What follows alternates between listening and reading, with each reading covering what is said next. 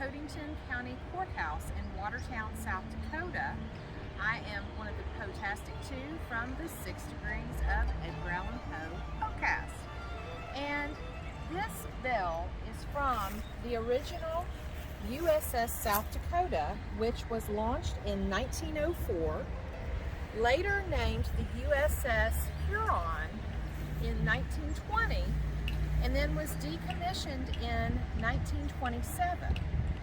That bell came here from the American Legion, and you can see on the marker which group brought it here in 1932, and it has sat here ever since. Now, you're probably asking, why am I in South Dakota, and what does this have to do with Edgar Allan Poe? Well, to answer your question, did a little research looking for a Poe connection in South Dakota, and what I found was that a very distant relative, Edgar Allan Poe Jr., named after the author by way of his father, Edgar Allan Poe Sr., who was the cousin of Edgar Allan Poe, second cousin I should say, twice removed. And he was honored by being named Edgar Allan Poe Sr. from his parents after the author. And so Edgar Allan Poe Jr. enlisted as a reserve in the U.S. Marines in 1917.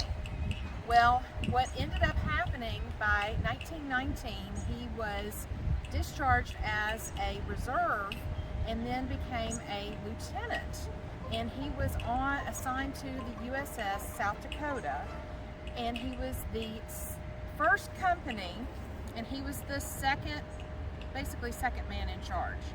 And so he fought during World War I in other battles, but also the battles that took place with the USS South Dakota. And then he went on, after he was very wounded in a battle before he was assigned here, but then he went on to finish out his military career.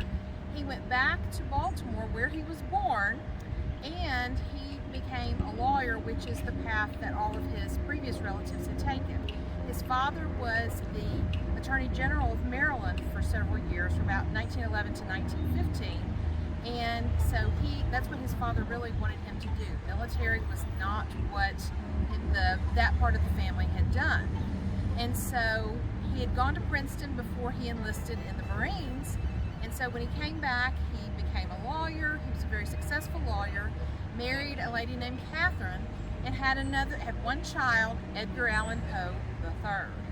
And so he lived in Baltimore for the rest of his life, was in part of a law firm, and died in 1983. And so, loose connection to Edgar Allan Poe, but thus it is a connection. And so, neat to find all of these stories about his family, and we are Poe out in Watertown, South Dakota.